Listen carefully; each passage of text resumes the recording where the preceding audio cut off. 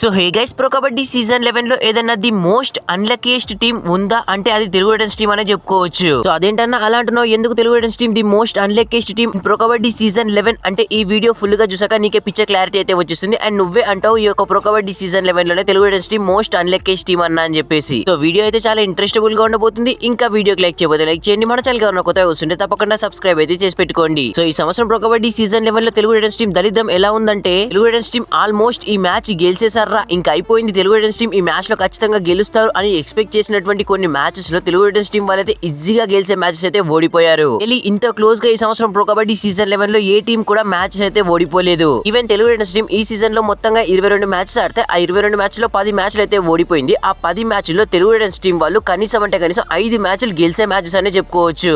ఆ 5 మ్యాచెస్ కనుక గెలిచుంటే Telugu Riders team వాళ్ళు పక్కా ప్రో కబడ్డీ సీజన్ 11 కి ఇప్పుడైతే క్వాలిఫై అయిపోయే వాళ్ళు, ఈవెన్ టాప్ 2 లో ఉండేవాళ్ళు.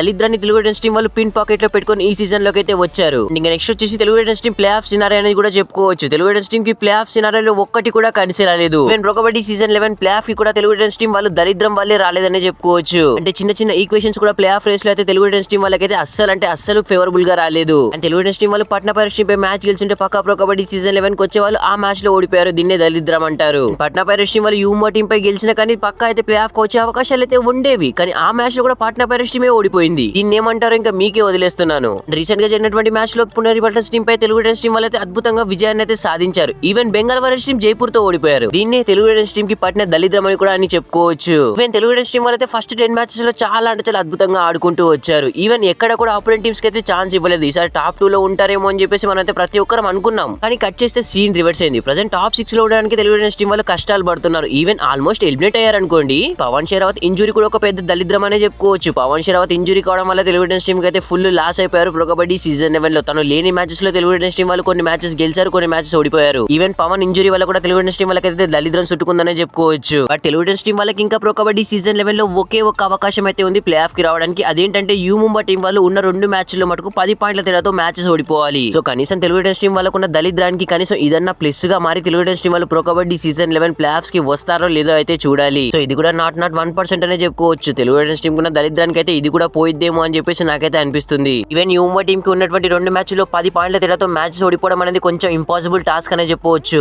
ఈ సీజన్ లో ఇంపాసిబుల్స్ కూడా పాసిబుల్స్ అవుతున్నాయి కాబట్టి చూడాలి మరి ఏమవుతుందో. తెలుగు రైడర్స్ టీమ్ వాళ్ళు ఓడిపోయినటువంటి 10 మ్యాచ్ల్లో కనీసం 2 మ్యాచ్లు గెలిచినా సరే ఈల్డ్ వేసుకుంటూ pro kabaddi season 11 play offs కి వెళ్లే వాళ్ళు. బట్ వాళ్ళు చేసుకున్నటువంటి మిస్టేక్స్ వాళ్ళ pro kabaddi season 11 play off race నుంచి అయితే బయటికి దొబ్బేశాయి. బట్ రియల్లీ ఇది మాత్రం ప్రతి ఒక్క తెలుగు రైడర్స్ టీమ్ ఫ్యాన్స్ కి హార్ట్ బ్రోకెన్ అనే చెప్పుకోవచ్చు. మరి ఇప్పుడు మీరే చెప్పండి, Telugu Riders team Pro kabaddi season 11 లో ది మోస్ట్ అన్లక్కీయెస్ట్ టీమా కాదా అని చెప్పేసి. ట్రూ తెలుగు రైడర్స్ ఫ్యాన్స్ ఎవరైనా ఉంటే వీడియోకి లైక్ చేసి మన ఛానల్ కి తప్పకుండా సబ్స్క్రైబ్ అయితే చేసి పెట్టుకోండి. Thanks for watching. Have a nice day.